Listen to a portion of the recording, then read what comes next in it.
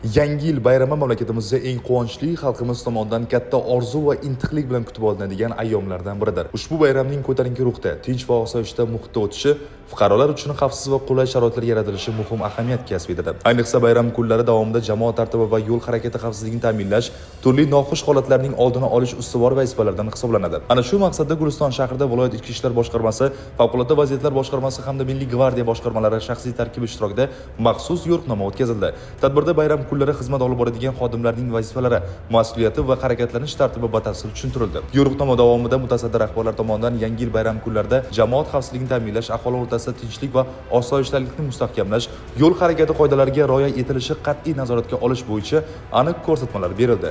Shuningdek, bayram tadbirlari o'tkaziladigan joylarda xizmatni kuchaytirish, odamlar gavjum bo'ladigan hududlarda patrullik faoliyatini samarali tashkil etish masalalariga alohida e'tibor qaratildi. Bundan tashqari, fuqarolar tomonidan pirotexnika vositalaridan noqonuniy foydalanishning oldini olish, yong'in xavfsizligini ta'minlash, bolalar va yoshlar ishtirokida yuzaga kelishi mumkin bo'lgan turli xavfli holatlarning barvaqt oldini olish yuzasidan ham xodimlarga tegishli topshiriqlar berildi. Aholi bilan tushuntirish va profilaktik ishlarni kuchaytirish, qonunbuzarliklarga nisbatan murosasiz munosabatda bo'lish zarurligi ta'kidlandi. Mazkur yo'riqnoma bayram kunlari davomida xizmat olib boradigan barcha kuch va vositalarning hamjihatlikda yuqori mas'uliyat bilan faoliyat yuritishini ta'minlashga qaratilgan bo'lib, Yangi yil bayramining tinch va xavfsiz ko'tarinki ruhda o'tishiga xizmat qiladi.